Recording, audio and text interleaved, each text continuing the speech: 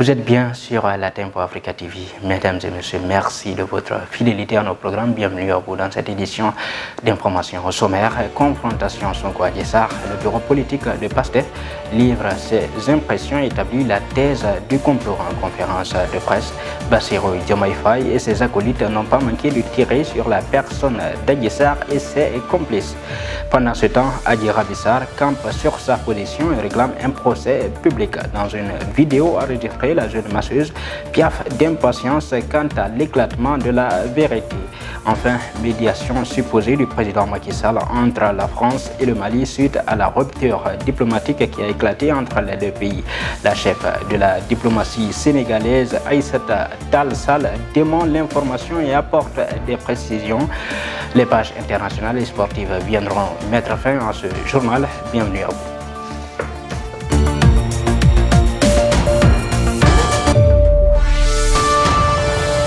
Comme annoncé dans le sommaire, la confrontation entre le leader de PASTEF, Ousmane Sonko, et la masseuse Adji Sarr devant le doyen des juges n'a pas laissé indifférents les partisans du leader de PASTEF.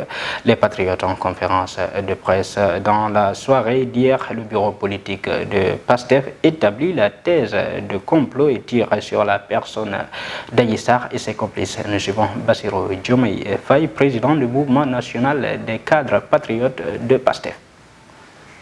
L'accusatrice de plusieurs viols, de viols répétés, avait-elle dit, sous menace de 2 armes à feu, qui a écrit une plainte dans laquelle elle-même vise les dispositions pertinentes du Code pénal, a avoué hier devant le juge d'instruction qu'elle n'était pas en mesure de répondre aux questions des avocats en français, parce que son niveau d'étude ne lui permettait pas de comprendre et de répondre. C'est la première question, ou la deuxième question, la première question à laquelle il a répondu. Ce qui a été consigné, selon le président Ousmane Sonko, dans le rapport d'enquête de la gendarmerie, dans le PV d'audition du juge d'instruction. Cette accusatrice, qu'on croyait jusqu'hier enceinte de 25 mois, a dit au peuple sénégalais que jamais elle n'a été enceinte, qu'elle n'a jamais dit qu'elle a été enceinte. Vous avez les enregistrements de sa conférence de presse théâtralisée avec son avocat, en plein complot, où on n'avait pas encore certaines preuves entre nos mains. Elle avait dit qu'elle a fait un test de grossesse et qu'elle était enceinte de la personne qu'elle accusait. Hier, elle a dit que jamais elle n'a dit qu'elle était enceinte, parce qu'on lui a dit que votre processus gestationnel est celle d'une éléphante. Est-ce que vous considérez que vous êtes dans le même processus gestationnel? Au moment où Sonko et ses partisans brandissent des preuves et parlent de complot orchestré, la plaignante, quant à elle, Adji Sarr, piaffe d'impatience pour aller justement en procès public afin que la vérité éclate. Dans une vidéo enregistrée, Adji Sarr campe sur sa position, réclame un procès public. Suivez. J'appelle à un procès public. J'appelle à un procès public. Je demande à tout le monde de partager ses propos. Je veux un procès public entre Sonko et moi. Sonko, je m'adresse à toi. Sache que je suis encore plus déterminé qu'avant. J'ai espoir qu'un jour, nous allons finir par nous croiser. Toi et moi, il n'est pas question de s'asseoir et écouter son prochain sans avoir un mot à dire. Parce que je n'aime pas qu'on m'insulte. Je suis encore et encore plus déterminé à l'idée d'un procès. Je remercie tous ceux qui m'ont suivi. Je prie Dieu qu'il nous fasse sa miséricorde et enfin que la vérité éclate. C'est le souhait de tous les Sénégalais et moi particulièrement pour que je puisse reprendre ma vie. Sénégalais soxla nañ ko man mi soxla nako pour reprendre sama life. Cette affaire Sweet Beauté est encore très loin de connaître son épilogue. L'ex-capitaine Oumar Touré, celui qui a contribué justement à l'enquête de cette affaire, est convoqué par le doyen des juges lundi prochain à partir de 11h. Un pas donc vers l'avancement du dossier quand on sait que les avocats de Sonko n'ont cessé de réclamer l'audition de l'ancien capitaine de la gendarmerie nationale, allant même jusqu'à émettre des doutes sur la procédure du dossier. La 14e législature et son explosivité attirent la communauté internationale. C'est dans ce cadre que le Parlement de la CEDEAO se dit plus que jamais préoccupé par le cas de l'honorable Amindiaye Nyebi, au nom de cette parlementaire qui a été agressée par ses deux collègues députés de l'opposition. Après avoir condamné cette agression à travers un communiqué, le Parlement de la CEDEAO a dépêché ce mercredi une délégation à Dakar. Memounatou Ibrahima, troisième vice-présidente parlementaire de la CEDEAO. Alors, merci. Comme vous le voyez, nous sommes ici une délégation des députés du Parlement de la CEDEAO venus voir le président du Parlement du Sénégal pour lui remettre une déclaration faite par le Parlement de la communauté en rapport avec les événements malheureux qui ont eu lieu au sein du Parlement du Sénégal. Nous avons dans cette déclaration dit notre désapprobation, nous avons dit notre indignation et nous avons souhaité que justice soit faite. Nous avons ensuite souhaité prompt rétablissement à notre collègue victime. Et nous disons qu'il est inacceptable qu'en ces 16 jours, je vous le disais dans le sommaire, médiation supposée du président Macky Sall entre la France et la République chère du Mali. Comme vous le savez, l'information a agité pas mal de débats depuis quelque temps. Mais selon le ministre des Affaires étrangères et des Sénégalais de l'extérieur, Mme Aïssata Tall Sall, cette information est erronée selon elle. Et d'ailleurs, la chef de la diplomatie précise que le Sénégal n'a jamais mis le Mali sous embargo, mais c'est plutôt la CEDEAO qui a prononcé, n'est-ce pas, des sanctions contre le Mali. Nous suivons la chef de la diplomatie sénégalaise. Il y a quelque chose qui n'est pas vrai et que je voudrais que vous m'aidiez à démentir. Tout le monde a dit ici que Macky Sall voulait être un médiateur entre la France et le Mali. Ce n'est pas vrai. Le président Macky Sall n'a jamais dit qu'il est un médiateur entre la France et le Mali. Ça n'a jamais existé. C'est au contraire un journaliste de RFI qui est venu me poser une question à moi, en me disant « Est-ce que vous ne pouvez pas offrir une médiation ?» Je dis « Pourquoi pas ?» Moi, je parle au ministre des Affaires étrangères du Mali, je parle à la ministre des Affaires étrangères de France, je peux bien voir avec les deux. Le lendemain, on a titré « Macky Sall offre sa médiation ». Macky Sall n'a jamais dit ça, il n'a jamais fait ça. Et ça, je voudrais vraiment que nous soyons, vous et moi, d'accord là-dessus. C'était un fake news que tout le monde a cherché à exploiter. Pour le Mali, le Sénégal n'a jamais eu d'embargo sur le Mali. C'est la CEDEAO qui a pris ces mesures-là. Si nous sommes membres de la CEDEAO et nous sommes membres de la CEDEAO, nous devons accepter. Et c'est vrai que nous avons été une des premières victimes de cet embargo. Mais le Sénégal et le Mali n'ont jamais eu de relations conflictuelles. La preuve, vous avez vu le président Macky Sall, il est parti au Mali, j'étais de sa délégation. Il a parlé avec le colonel Goïta, il lui a donné les conseils qu'il pouvait lui donner. Le colonel Goïta a accepté en tant que jeune frère ces conseils. Rencontre de travail entre les gouvernements sénégalais et français près de Paris. Le Premier ministre sénégalais Amadou Ba est à Paris accompagné d'une importante délégation pour un séminaire intergouvernemental franco-sénégalais ce jeudi 8 décembre. C'est la 5e édition de ce rendez-vous international entre les deux pays après la précédente rencontre organisée à la fin 2019 à Dakar.